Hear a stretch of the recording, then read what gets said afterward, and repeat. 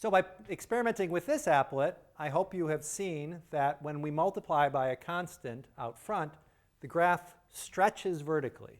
Now, in particular, the graph that starts off the applet is x squared minus 1, which has two roots here at x equals 1 and negative 1. And I chose this one graph specially because it makes it easy to see that when you multiply by a constant, those roots don't change.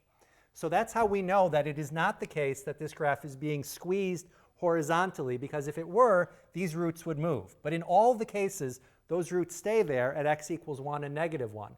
What changes is the y-intercept. So the initial y-intercept here for f of x was at negative 1. When we multiply by 3, the y-intercept comes down to a y value of negative 3.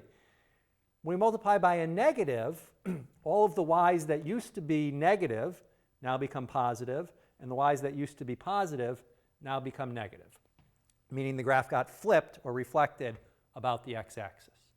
So if we wanted to summarize what it means to take the graph of y equals k times f of x, it'll be the graph of y equals f of x stretched vertically by a factor.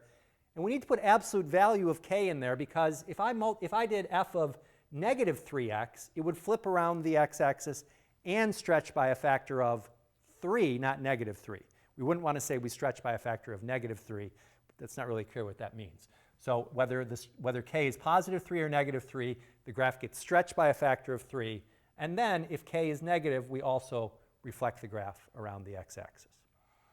So I hope that what you've noticed is that in both of these cases where we put the k outside of the parentheses, something happened vertically to the graph. The next step will be to see what happens when we put the k inside the parentheses. So please go and use the next applet, and we'll come back and talk about that.